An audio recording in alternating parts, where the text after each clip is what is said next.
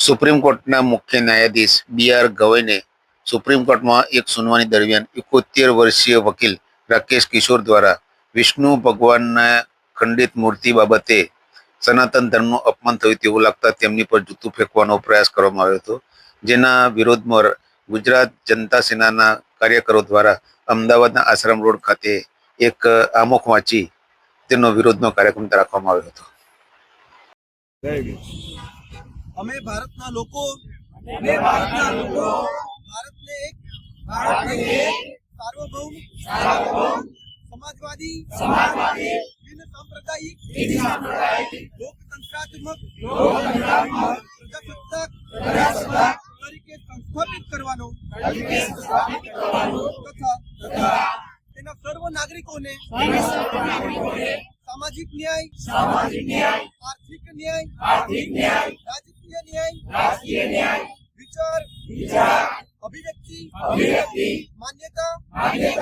ધર્મ અને ઉપાસનાની સ્વતંત્રતા, દરજ્જા અને તકની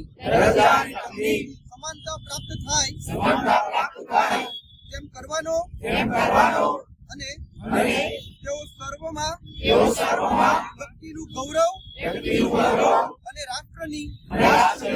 એકતા અને અખંડતા સુદૃઢ કરે એવી બંધુતા વિકસાવવાનો ગંભીરતાપૂર્વક સંકલ્પ કરીને અમારી સંવિધાન સભામાં 26 નવેમ્બર 1949 ના રોજ આથી આ સંવિધાન અપનાવી તેને અધિનિયમિત કરી અમને પોતાને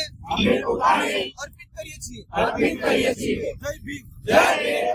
જય જય જય જય ભીમ, જય ભીમ, જય ભીમ, જય જય જય જય જય ભીમ, જય ભીમ, જય ભીમ, જય જય જય જય જય ભીમ, જય